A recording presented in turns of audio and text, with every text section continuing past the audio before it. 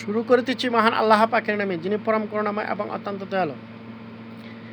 এক মাদ্রাসার ছাত্র সেই মসজিদ, সেখানে সে ঘুমিয়ে আছে। তখন মাদ্রাসার শিক্ষক এসে তাকে বলাৎকার করার জন্য যখন জাবরিয়ে ধরেছে, তখন সে সজাগ হয়ে গেল।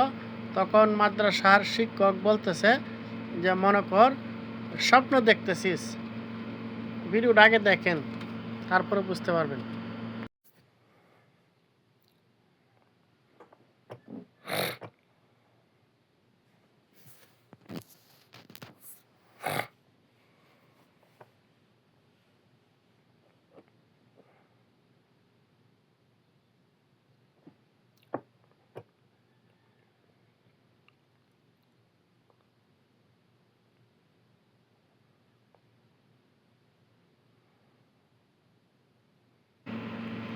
এটা কি মসজিদ বলা যায়?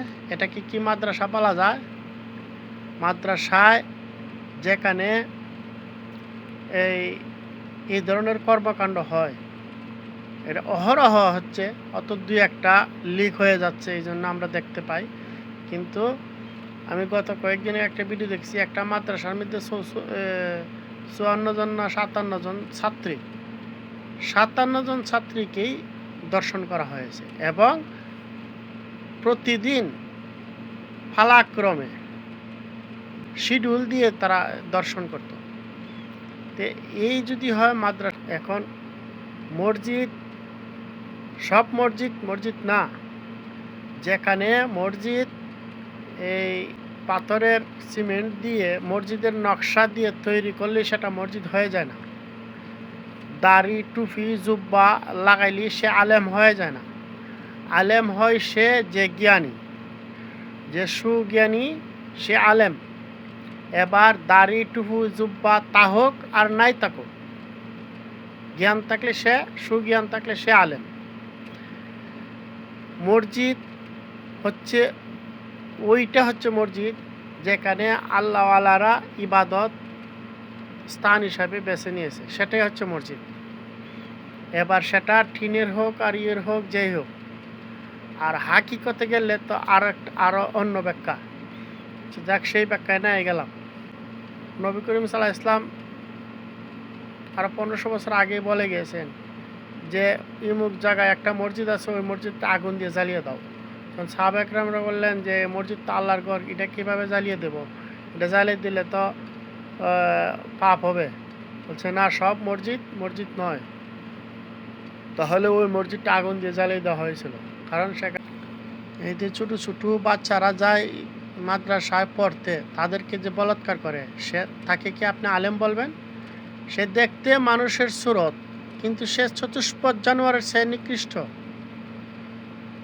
এই যে যা অহরহ আসছে দেখতেছি আমরা, এর থেকে বাংলাদেশের যে মাদ্রাসা শিক্ষা বন্ধ করে দেওয়া উচিত। আর আমাকে অনেকেই বলে, আপনি মাদ্রাসা, মসজিদ এবং আলেমদের বিরুদ্ধে কথা বলেন। না, আমি আলেমদের বিরুদ্ধে কথা বলি না, এইসব তথাকথিত মোল্লা মুন্সির বিরুদ্ধে কথা বলি, যেগুলা মুখে বলে নীতি আদর্শের কথা আর কাজে করে সব শয়তানের চাইতেও আরও নিকৃষ্ট কাজ। আপনারা তাদেরকে আলেম বলবেন যেগুলা শিশু বাচ্চাদেরকে বলাৎকার করে, শিশু বাচ্চাদেরকে ধর্ষণ করে। এই ভিডিওটাকে আপনি কি বলবেন?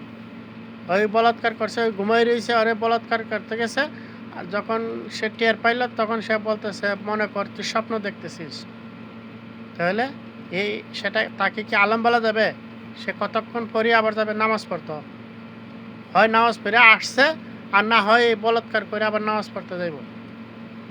তাহলে সে কি করে আলেম? সে তো মানুষের কাতারই পড়ে না, সে চতুষ্পদ জন্তু।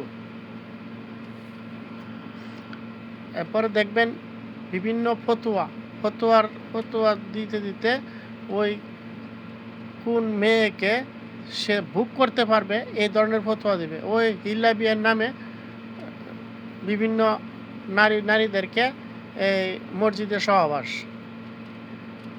তাহলে মসজিদে বাসর ঘর সাজায়, এগুলা কি আলেমদের কাজ?